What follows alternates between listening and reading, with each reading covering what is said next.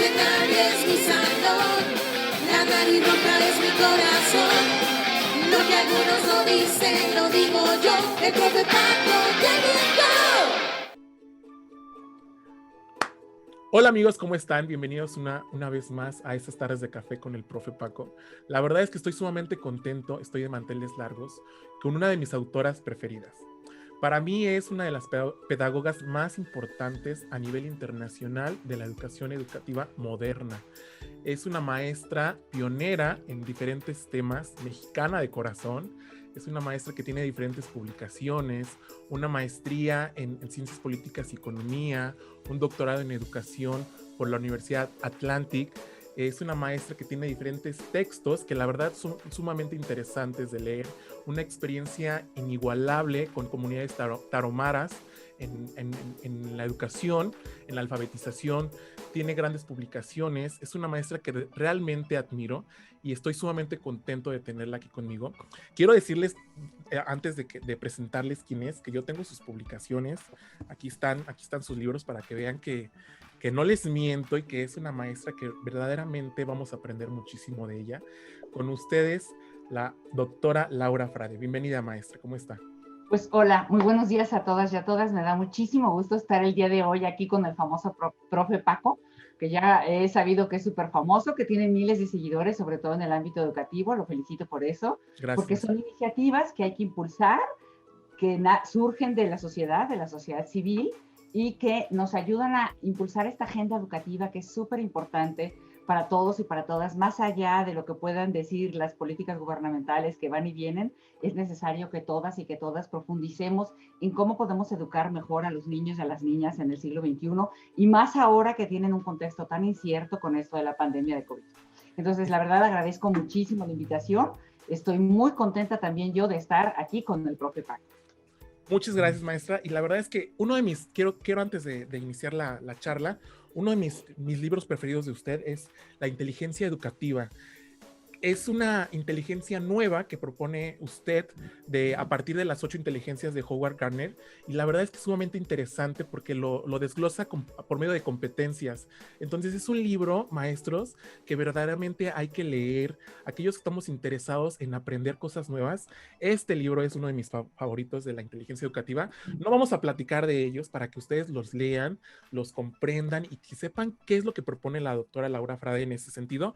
Tiene otros libros que quisiera comentarles: Desarrollo de competencias lectoras, uno muy interesante que también me ayudó cuando hice una tesis, que es Déficit de atención e hiperactividad. También es un libro sumamente interesante y tiene varias publicaciones, varios textos: planeación, evaluación, desarrollo de competencias, obstáculos que se ponen en la práctica de las competencias lectoras, adecuaciones curriculares, es conferencista, es capacitadora, ha trabajado en todos lados, en todas partes del mundo, y es un gusto poder estar con usted, maestra, porque los maestros de repente a los maestros, maestra, nos tachan como que no queremos aprender, pero sí queremos aprender, pero a veces no están los recursos o no están los verdaderos doctores que nos deben de enseñar y nos deben de capacitar. Entonces, con usted es una gran experiencia el poder escucharlo de sus propias palabras.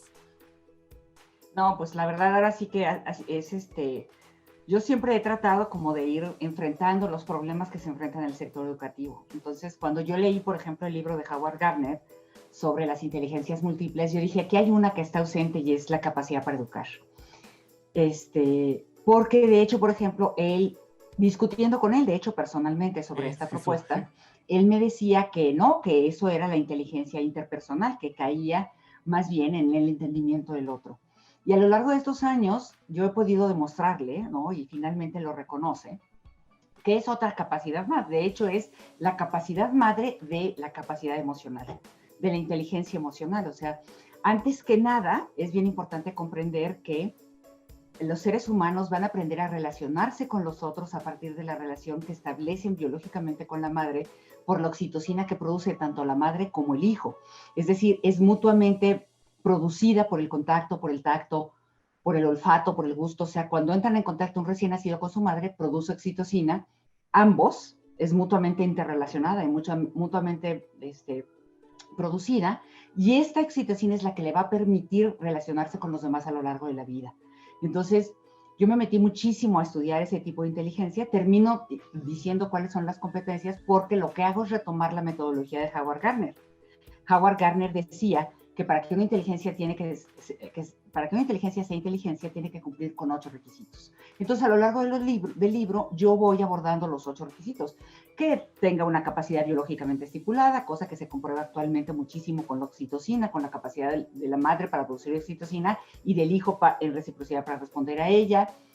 Que además tenga una historia en la trayectoria del propio sector, en este caso de la educación, que evolucione con la edad, que se presente con un cuerpo de competencias en genios educativos y en personas que no pueden serlo, que Howard Gardner normalmente les llama idiotas, a lo contrario del genio, ¿no?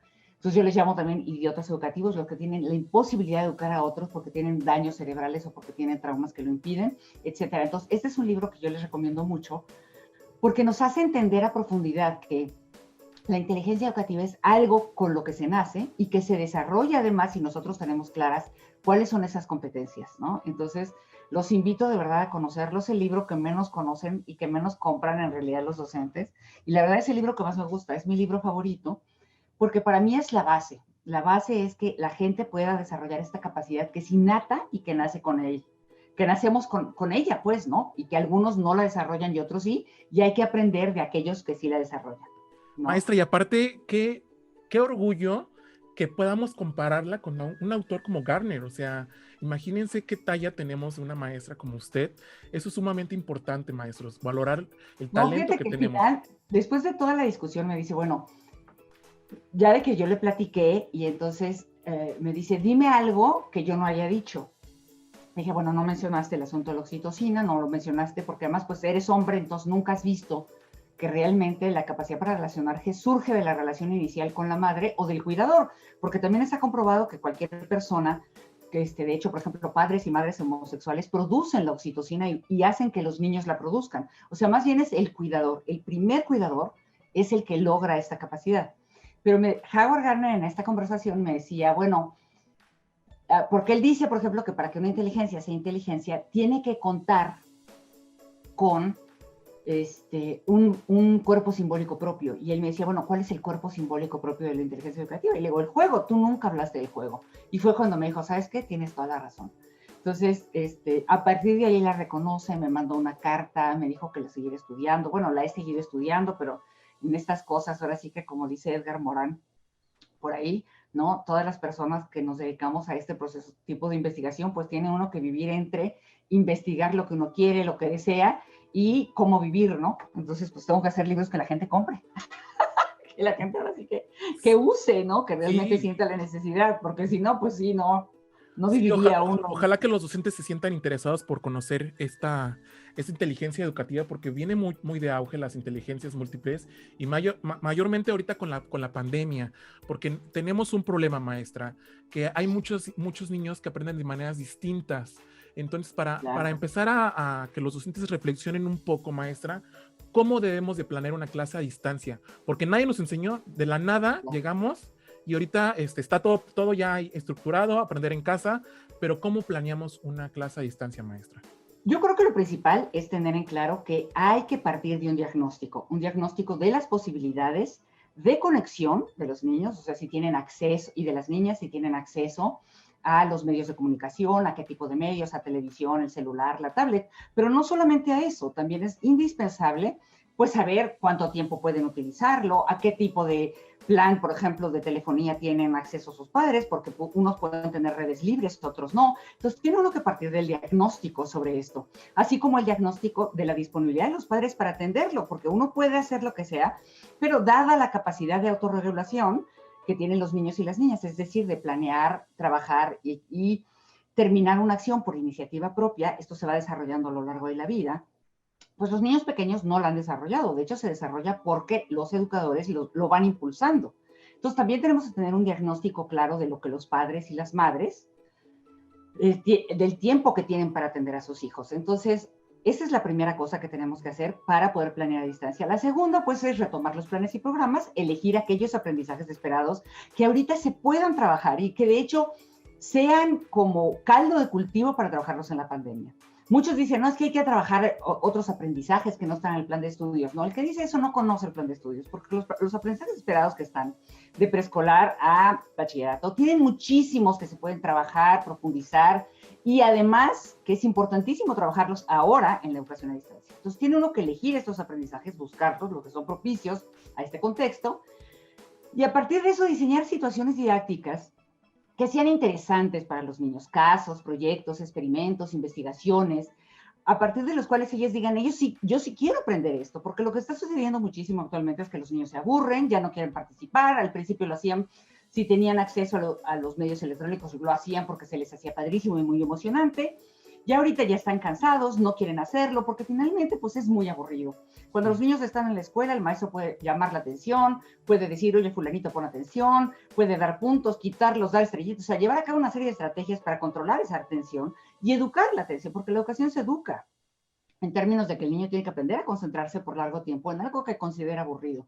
Pero cuando el maestro no está frente a él, es dificilísimo hacerlo. Entonces, lo que tenemos que generar son cosas muy interesantes, muy guiadas, más que la explicación aburrida, una situación didáctica como es un caso, un proyecto, un experimento, una investigación que diga, el chavo, yo eso sí lo quiero investigar, sí lo quiere hacer. Eso no quiere evitar que el docente en algún momento explique, que dé la clase, que los mande a ver videos a donde da la clase, una clase corta en 15, 10 minutos, pero las actividades tienen que variar en esa lógica, ¿no?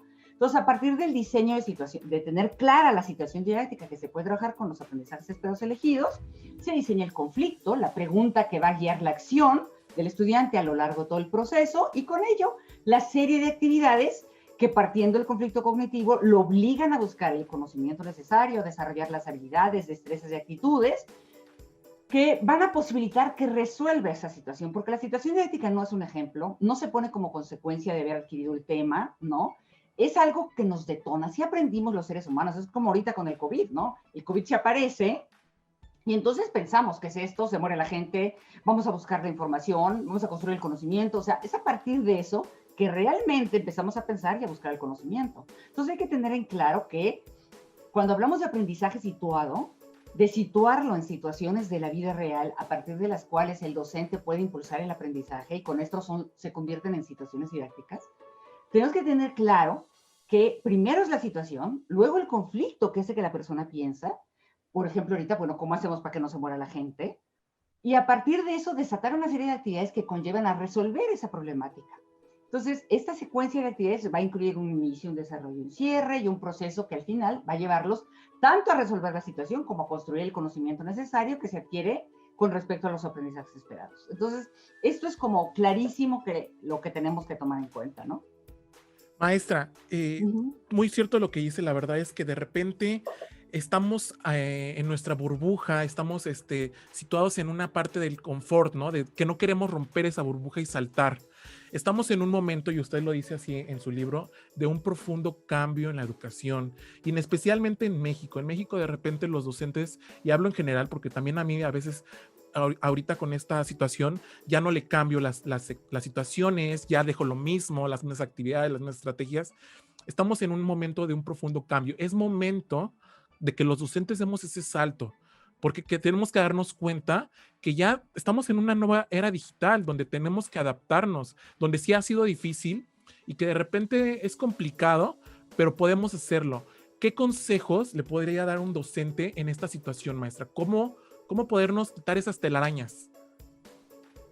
Yo creo que lo más importante es tener en claro que el mundo cambió, que no podemos seguir pensando como lo hacíamos ni siquiera hace 50 años, ¿no? El mundo se ha revolucionado muchísimo en los últimos 50 años, y eso hay que tenerlo claro, ¿no? Entonces, de hecho, estamos cambiando de época histórica, pasamos de la modernidad como tal a la posmodernidad, y esto implica un cambio profundísimo porque posmodernidad implica que estamos en los últimos años de la modernidad para entrar, de hecho, a otra época histórica que ya algunos están nombrando de otra manera, como la era digital, etcétera, ¿no? Entonces, creo que es importante tener en claro que hay un cambio de época histórica, que los niños no pueden seguir aprendiendo como se hacía al inicio de la modernidad, cuando aparece la razón, cuando aparece, digamos, la diosa de la razón, que empezamos a construir la ciencia, el conocimiento, alrededor de 1600, 1650. No puede seguir así. No podemos seguir pensando que a partir de que un experto construye el conocimiento, cuando lo llevamos a la escuela, retomamos ese conocimiento temático y el estudiante lo tiene que conocer, comprender y al final aplicar como se lo dijimos.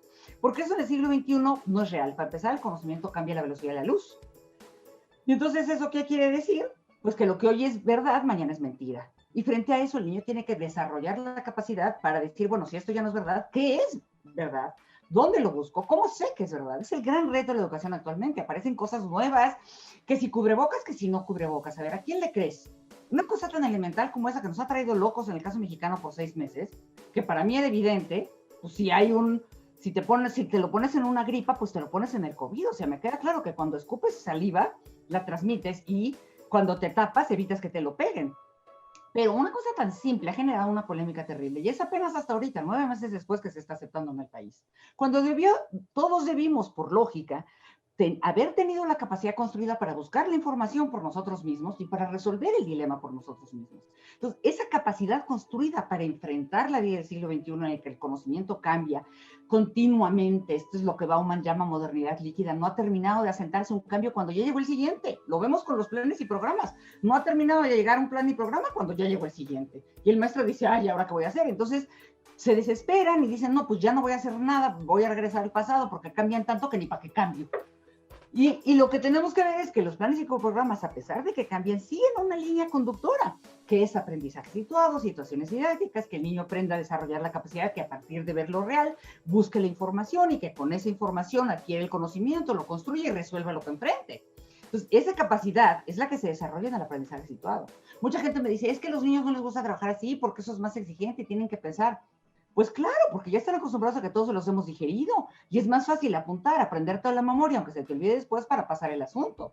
Estamos enseñando algo que es fácil en lugar de prepararlos para la vida. Aquí lo importante es preparar para la vida del siglo XXI. Y el siglo XXI se caracteriza por el cambio.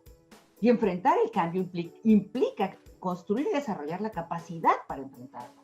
Eso es lo que tenemos que empezar a hacer. Entonces, el docente tiene que caer en cuenta de eso. Hay un cambio. Es mi responsabilidad ética como docente, como profesional, lograr que los niños salgan airosos. Es una responsabilidad gigantesca decir, no, pues como yo estoy muy cómoda y con mis niños sí aprenden a sumar, a restar, multiplicar, yo dándoles la clase, entonces así le voy a seguir. Pero eso en el fondo es no es prepararlos para el futuro, porque los niños se quedan con la idea de que el conocimiento es sólido, de que no cambia, y de que así como me lo dieron, así va a ser siempre. Entonces cuando cambia, le quitas el tapete al estudiante y el estudiante, la verdad, se va a morir de hambre, porque es lo que estamos viendo en el siglo XXI.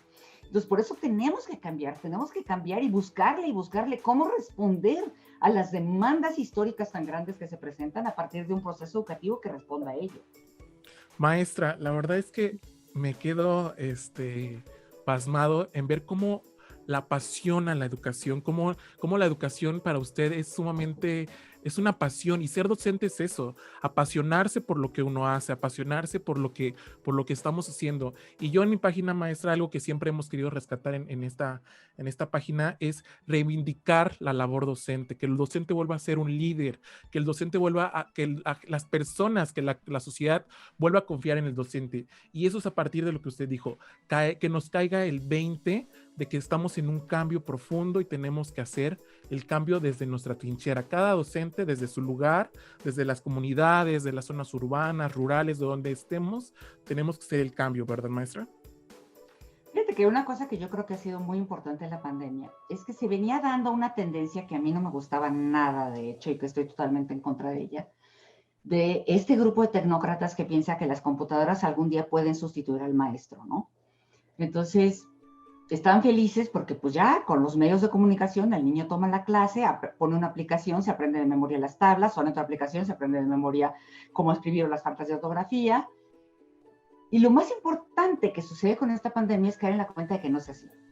Porque el ser humano es súper complejo y no es un asunto solamente de transmitir conocimiento. Son las relaciones sociales. Cultura, es de formar integralmente a una persona que tiene un montón de capacidades en el cerebro y de que estas capacidades solamente se van a desarrollar de afuera hacia adentro, porque neurológicamente así está formado el cerebro. O sea, hay que entender que el cerebro humano se forma a partir realmente de la estimulación externa. Y esto es desde que inician los seres vivos en la Tierra, el cerebro de todos los animales ¿sí? Previos al ser humano, se va, digamos, a desarrollar por la estimulación que recibe externamente. Entonces, en el caso del ser humano es igual.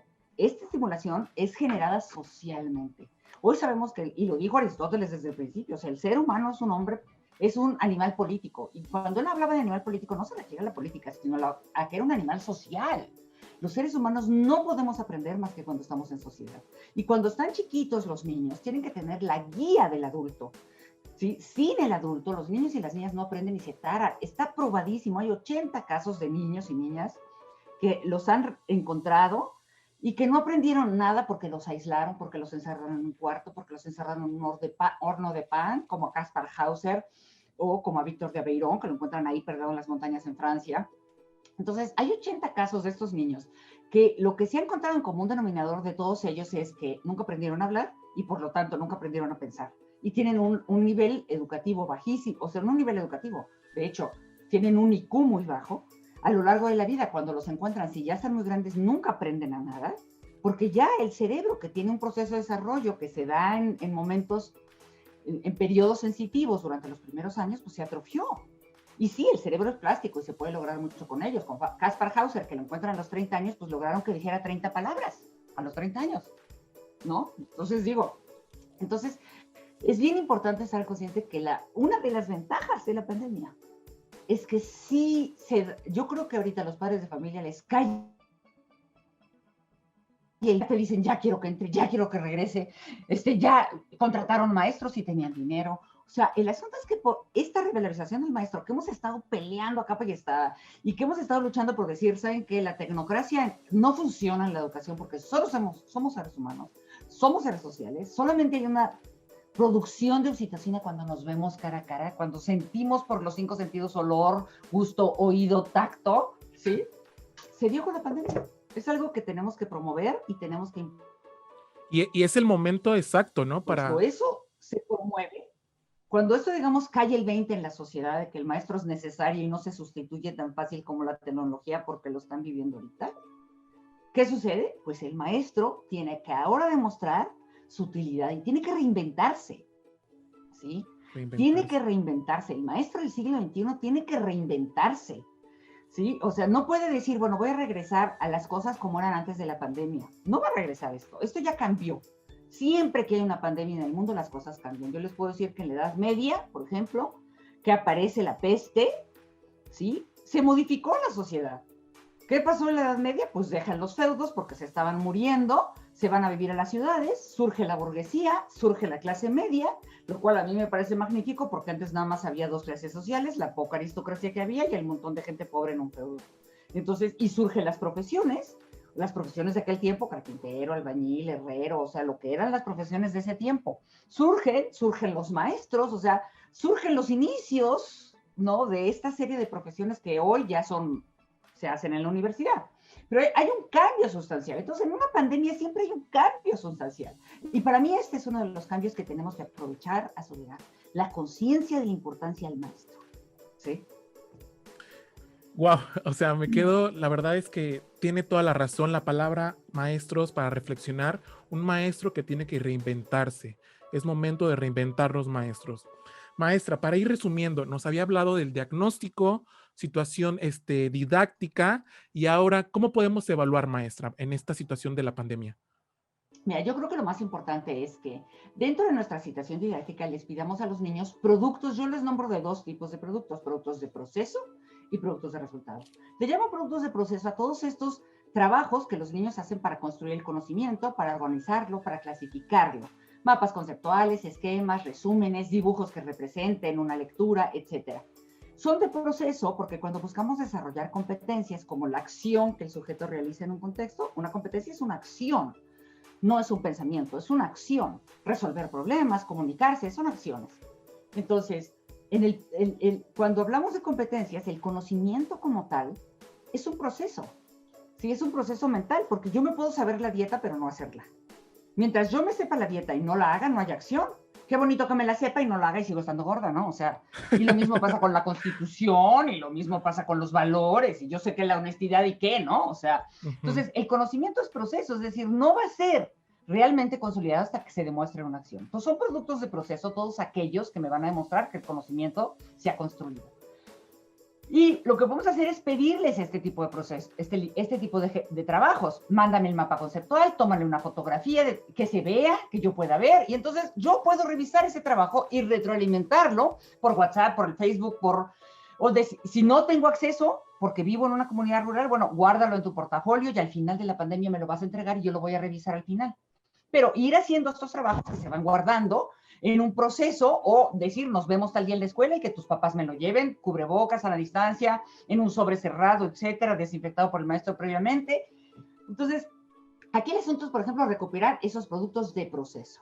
Y luego recuperar los productos de resultado, que serían ya el caso resuelto, el proyecto terminado, la investigación terminada, los problemas resueltos. Estos productos de resultado también nos los pueden mandar en términos de la fotografía, le tomamos la fotografía, que se vea con una rúbrica holística que guíe la acción del estudiante, lo que va a hacer, lo que me va a entregar, que yo voy a evaluar con una rúbrica analítica, que después le voy a regresar para que él sepa por qué se saca una calificación y no otra, a qué nivel llegó, qué tiene que hacer para mejorar, porque no llegó al siguiente y el siguiente sí está descrito. Entonces, para mí eso es lo fundamental, que recopilemos productos de proceso y productos de resultado. Y son 2 nada más, no pedamos muchos, porque también ahorita los docentes les están mandando tanta tarea a los niños que los niños ya están hartos. Entonces, no es un asunto de saturarlos y llenarlos de tareas, sino de poner actividades interesantes que los lleven a un producto de proceso y un producto de resultado, y solamente ir recopilando estos productos, porque la mayor tarea del docente va a ser reevaluar. Si planifica una situación que manda de tal manera en que el niño tiene que investigar y crear productos de proceso y de resultado, pues el trabajo del docente es recopilarlos y evaluar. Su función principal va a ser evaluar lo que le envíen, ya sea que se lo envíen vía electrónica o con fotografías en WhatsApp, en el correo electrónico, en el Facebook, como quiera que sea, porque aquí hay que buscarle como se pueda, o que te lo guarden en un portafolio y te lo vengan entregando una vez a la semana, cada 15 días o cada mes, según cómo esté la situación en el contexto en el que te encuentres. Pero aquí lo importante es recopilar productos. Yo estoy convencida que miren, yo he evaluado muchas escuelas, he ido a los salones, he observado todo el proceso de cabo a rabo. Y lo que yo he observado es que la mayor evidencia de la capacidad de un docente está en el cuaderno del estudiante. Cuando uno recopila el cuaderno del estudiante, uno observa realmente ahí la evidencia. La evidencia de aprendizaje está ahí. Si todos los niños tienen las mismas sumas, las mismas restas, las mismas oraciones, es que el maestro dicta, el maestro pone las mismas oraciones y trabaja la antigüedad. Si tú recopilas un cuaderno que está lleno de textos diferentes en español, por ejemplo, que el niño hizo un cuento, que hizo una descripción, que hizo su biografía, su autobiografía, la biografía de su mamá, de su abuelita, que hay muchos textos, entonces está trabajando como se debe de trabajar. Le puso varias situaciones a partir de las cuales se observan producciones. Entonces, eso que se tendría que haber hecho antes es lo que tenemos que hacer ahorita, ¿sí? Muchos dicen, es que la educación a distancia es nueva. No, no es nueva. O sea, la educación a distancia, para empezar, empieza en 1728. Estamos hablando de 2 siglos de educación a distancia, que principalmente se había hecho con adultos y con jóvenes, que no sabían leer y escribir. En Estados Unidos y en Canadá estaban lejos y entonces les mandaban guías de estudio, los libros y un examen. Y así estudiaba la gente. Entonces, no es nueva, es viejísima, ¿sí? ¿Y qué hacían? Pues lo mismo, a partir de una guía de estudio que se tiene que elaborar por el docente, donde viene su situación didáctica, las actividades que va a hacer, los productos que va a entregar. Entonces, a partir de eso, el niño va trabajando, va enviando sus productos de proceso, sus productos de resultado, el maestro los recibe y los califica. Pero eso mismo se tendría que haber llevado a cabo en el aula. Si respondemos al siglo XXI y estamos buscando en desarrollar la capacidad del estudiante para que pueda construir el conocimiento por sí mismo, enfrentarse a la vida, ver qué es verdad y qué no es verdad, y resolver las problemáticas que va a enfrentar a lo largo de la vida, así teníamos que haber trabajado desde el principio, ¿sí? O sea, de tal manera en que ahorita no fuera novedad recopilar textos. A ver, te voy a dejar hacer un texto de cómo te sientes en la pandemia. Y ahí trabajo aprendizajes esperados de educación socioemocional, pero también de español. Y ahora te voy a mandar a hacer encuestas de a cuántos de tus familiares, entrevístalos por Facebook, les ha dado COVID. Y cómo se sintieron, y haces una encuesta, una entrevista, me las sistematizas y trabajamos matemáticas. Y entonces, esos productos español, son los que te van a dar. Español también ahí. Fotografías, ¿no? Sí, todo. Ahora, que, por ejemplo, hay asignaturas privilegiadas para trabajar en esta pandemia. Una, prácticamente, pues sí es español. Que escriban mucho, que lean mucho.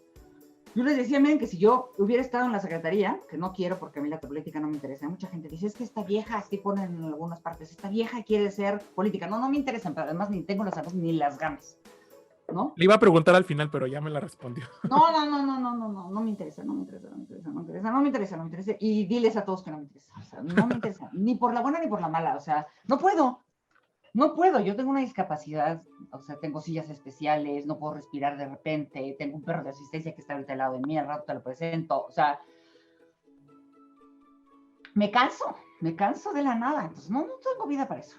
Pero te digo que, o sea, en un hipotético caso que hubiera hecho yo en la SEP, poner a leer a todo el mundo, pongan a leer a todo el mundo. Ahorita es cuando, hay que hacer una campaña de lectura. La lectura es la debilidad de este país. ¿Por qué no entendemos nada? ¿Por qué los políticos nos ven la cara? ¿Por qué nos engañan tan fácil? ¿Por qué no desarrollamos el pensamiento crítico? Porque la gente no lee. Lo que tenemos que hacer es leer. No hay nada más que leer, porque los medios de comunicación no desarrollaran la misma capacidad.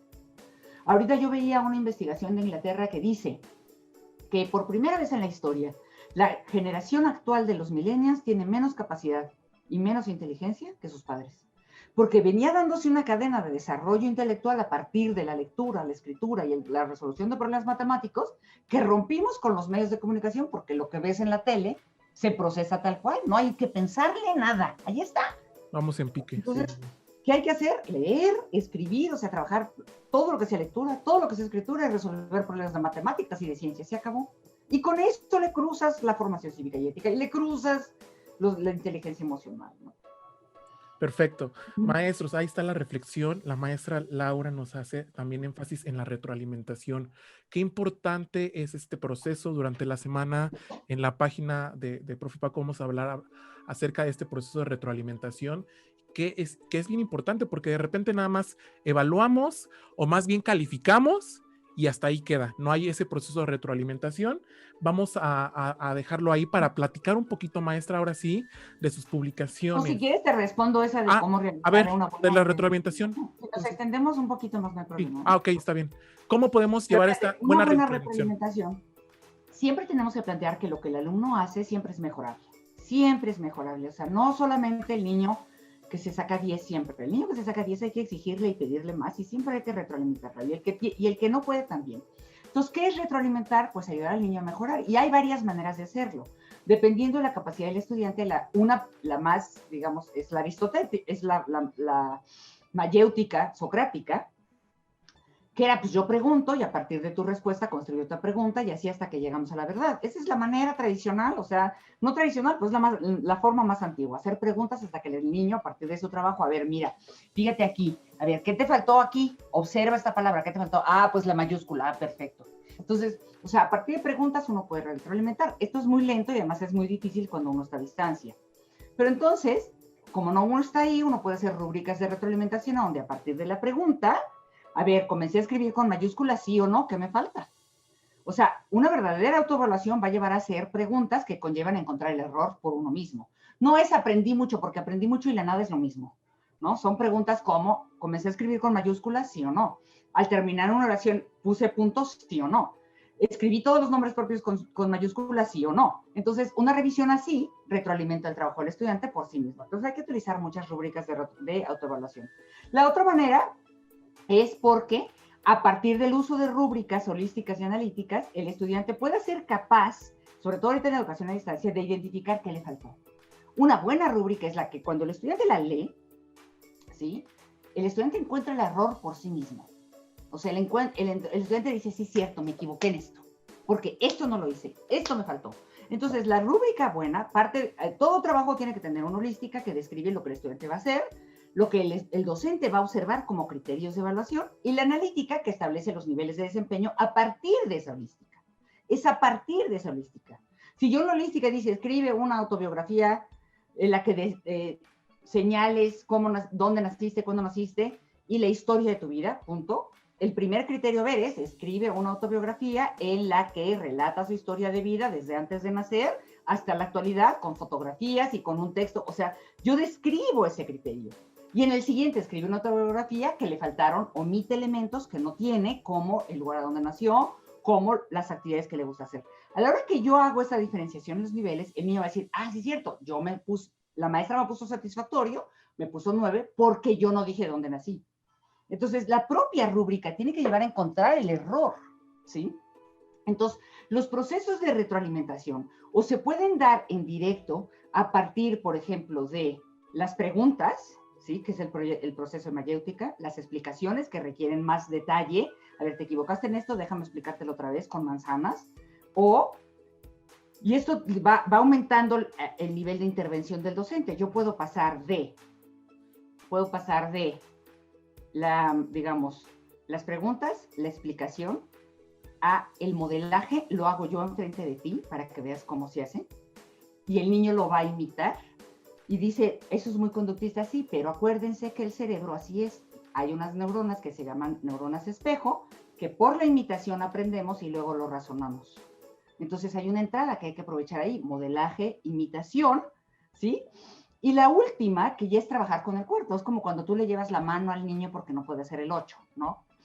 Entonces, ese es un proceso, allá tienes una escala de intervención que va así, en esa lógica, ¿no? Va en la lógica de las preguntas en términos de la mayéutica, la explicación, el modelaje, la imitación y la intervención directa con el cuerpo, ¿sí? Si no lo puedes hacer así porque no estás con el niño, las rúbricas de autoevaluación, las rúbricas holísticas y analíticas nos sirven muchísimo en este proceso. Y luego hacer, por ejemplo, a la hora que si tenemos acceso a la pantalla, a la hora que hemos recibido los trabajos, podemos hacer retroalimentaciones colectivas a partir de analizar el patrón que se repite en varios trabajos. Yo así lo hago muchísimo. Recibo varios trabajos y hago el análisis del patrón que se repite en varios, diciendo, a ver, esto lograron todos, pero se equivocaron en esto, y me meto el error en donde varios se equivocaron, porque donde varios se equivocan, pues es problema de todos, ¿no? Perfecto, maestra. Muchas gracias. Maestros, ahí está las recomendaciones de la doctora Laura Frade. 4 preguntas rápido, maestra, con la primera palabra que se le venga a la mente. ¿Su pedagogo favorito, quién es? Híjole, no me hagas eso porque tengo un montón. Fíjate que yo cuando empecé en la pedagogía fui muy seguidora de Pierre Fort, ¿no? Es un sacerdote católico, de hecho, que hace toda la educación personalizada. Él trabaja mucho con Montessori y la amplía metiendo el trabajo en equipo, muchas técnicas de Freinet, etc.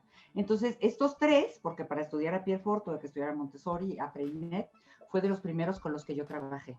De hecho, yo viví en carne propia la educación personalizada de Pierre Fort en una escuela católica cuando era niña, y a mí me cambió la vida porque me hizo ser lo autodidacta que puedo ser ahorita.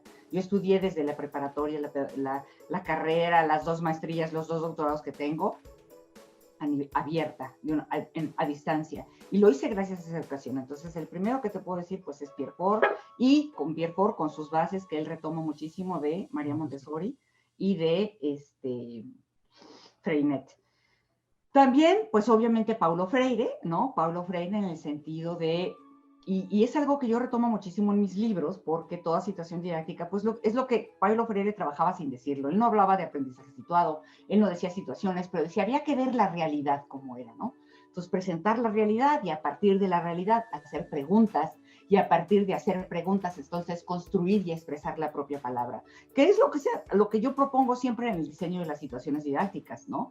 En todas, aunque hay una escuela propia para el diseño de casos, para el diseño de proyectos, de experimentos, de investigaciones, yo lo que hago en cada una de las situaciones didácticas, en mi libro de diseño de situaciones didácticas, lo que hago concretamente con ese libro es, a partir de la historia, caso, proyecto, problema, experimento, etcétera, sí presentar un patrón general de cómo se trabajan todas las situaciones. Y siempre comienza por presentar la vida real, ¿no? Que eso es muy de Freire, o sea, presentamos el caso como es antes que nada, antes que el conocimiento previo, porque así es la vida. Primero viene lo real y luego piensas y construyes el conocimiento.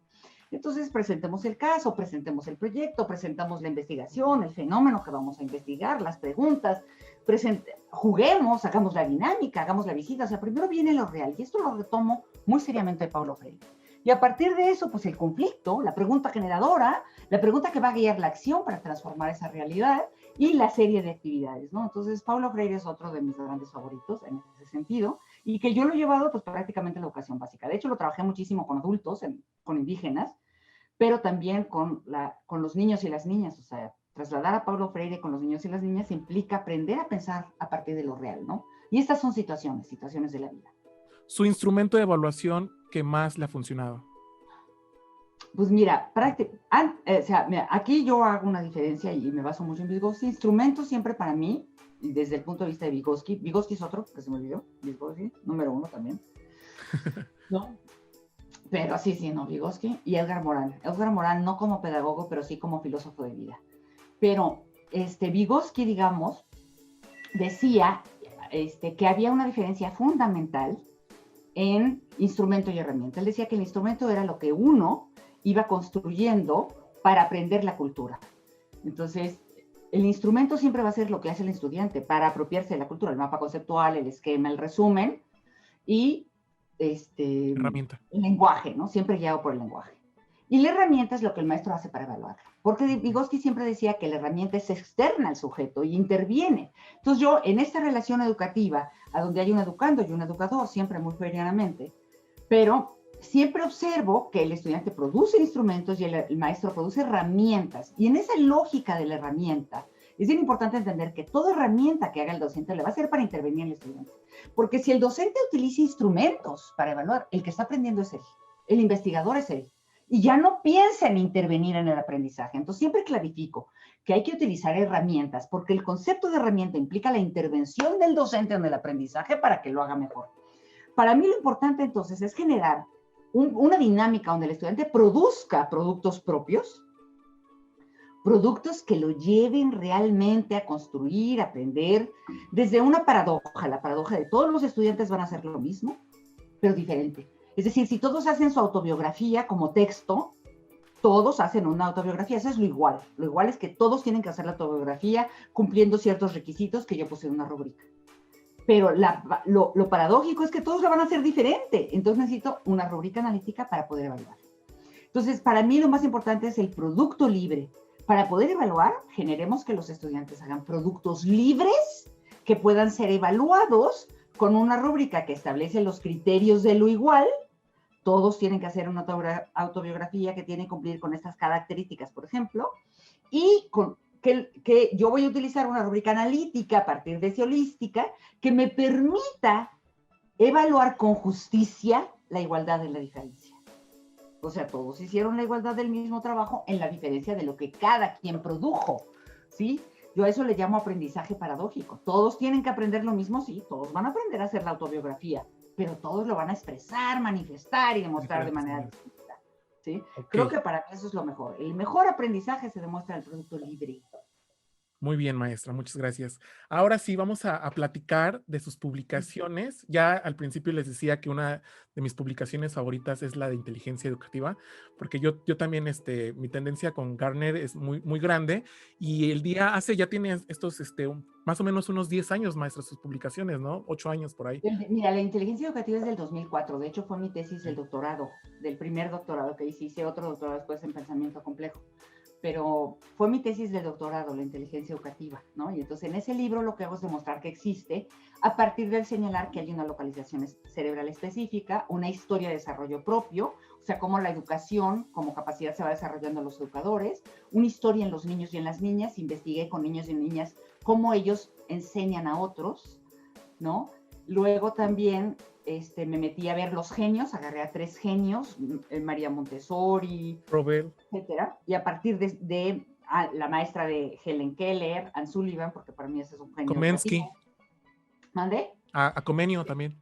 A Comenio también. Entonces, a partir de ellos yo los estudio como genios y también, digamos, los idiotas educativos, los que no pueden educar porque hacen daño, los abusadores sexuales, los violentos, etcétera.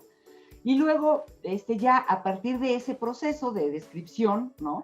Lo que hago en el libro es, identificar cuáles son las competencias. Y esas competencias surgen precisamente del patrón que se repite en la historia, en el desarrollo de los niños y las niñas, en los genios, de lo que les falta a las personas que no la tienen, etcétera. Entonces, las competencias del educador surgen de ese análisis, ¿no? Y son 8 que ahí demuestro en el libro. Entonces, es un libro que me fascina. Una de mis preferidas es la lógica lúdica.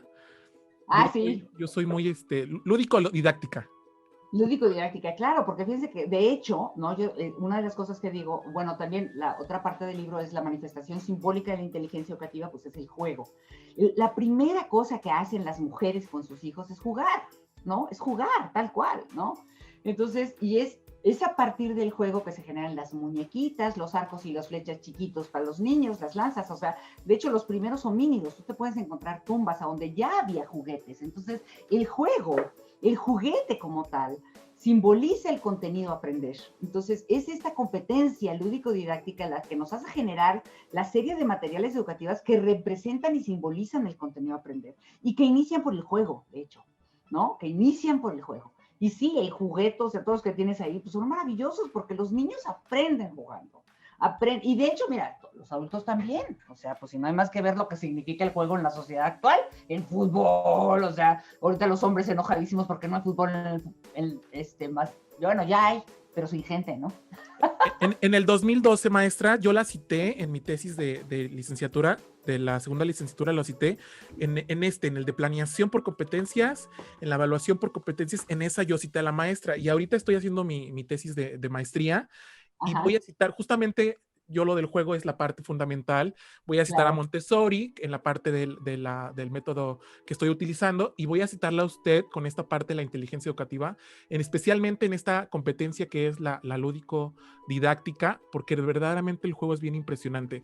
Maestra, este libro, que también es sumamente interesante porque hay muchos papás que de repente, que no va dirigido especialmente para los papás, pero sí lo puede leer un papá, déficit de atención. Yo siento que sí, porque No, claro que hay sí. Claro. estrategias que te pueden Sí, servir. no, de hecho es un libro que yo le hice a la Fundación Cultural Federico Hot, que se les recomiendo muchísimo para todos los padres y madres que tengan niños y niñas con déficit de atención. Métense a www.cerebrofeliz.org. Ahí está a la venta ese libro y otros miles, hay muchísimos más, de hecho hay varios ahí. Pero en ese libro lo que yo hago es tratar de explicar el TDA, cómo se afecta a los niños en la clase y cómo necesariamente les hace falta. Fíjate que esos dos libros ya no los saqué, se agotaron, porque estos de planeación y evaluación, porque se cambiaron los planes y programas, entonces saqué otros libros. Saqué, por ejemplo, uno que se llama La evaluación del aprendizaje para desarrollar competencias, que es uno gris, que les recomiendo ya en sustitución de ese amarillo, y el de diseño de situaciones didácticas, el nuevo, porque había sacado uno, pero ya lo renové, y este es más grueso, tiene casi 500 páginas, que abro ahí también está incluido todo el proceso de planeación, ¿no?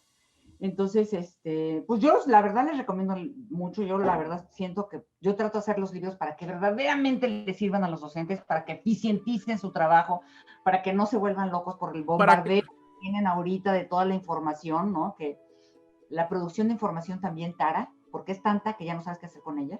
para Entonces, aquellos docentes, maestra, que quisieran adentrarse en ese tema tan importante, la verdad es que es un libro que yo recomiendo ampliamente porque tú lo abres y a partir de eso empiezas a leerlo, explica de manera puntual, paso por paso, cómo puedes ir guiándote. Es un libro, ¿Cuál libro? todos, o sea, todos, porque el de Claro, sí, no. evaluación, o En sea, general todos yo trato vienen, siempre todos los libros, sí, de hacer vienen como bien algo desarrollados. teórico, que tenga sustento teórico, porque yo sí creo que la gente debe de hacer las cosas con teoría, con razonamiento, con Y se ve mucho pensamiento. su tendencia, esta tendencia que ¿No? nos acaba de platicar los No pedagogos. puedo Ahí está. hacer una de las cosas en teoría, porque creo que hacerlas sin una base teórica que fundamente lo que estás haciendo, corre el riesgo de hacer acciones dañinas, ¿no? Entonces, por eso sí creo que hay que tener una teoría que fundamente lo que uno está haciendo. Pero siempre, acompañado de la teoría, siempre pongo la práctica. O sea, la teoría siempre trae ejemplos y la práctica va acompañado de una construcción, una propuesta pedagógica, didáctica, que va a tratar de la planeación, las competencias, las situaciones didácticas, el aprendizaje situado. Hay un libro que yo creo que no tienes, te lo voy a regalar. Si me dices dónde, te lo voy a mandar.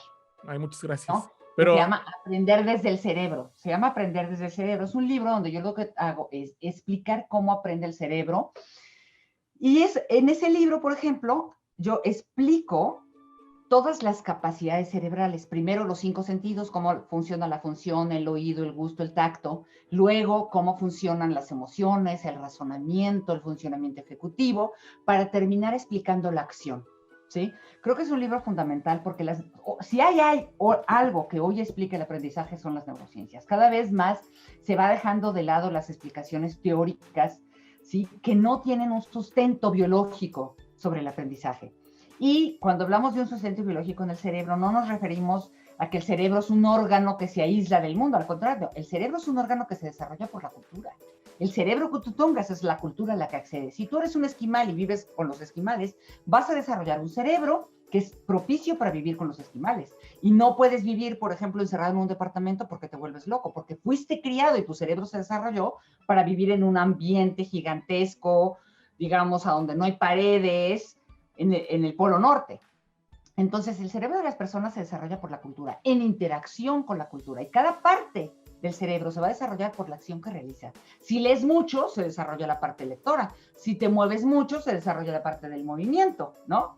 Entonces, es un libro que les recomiendo mucho porque nos ayuda a entender el cerebro humano en términos del aprendizaje. Sí, le voy a tomar la palabra, maestra, porque justamente estoy dando un curso de lectura y escritura y estamos abordando un tema de Paul MacLean, el cerebro triuno.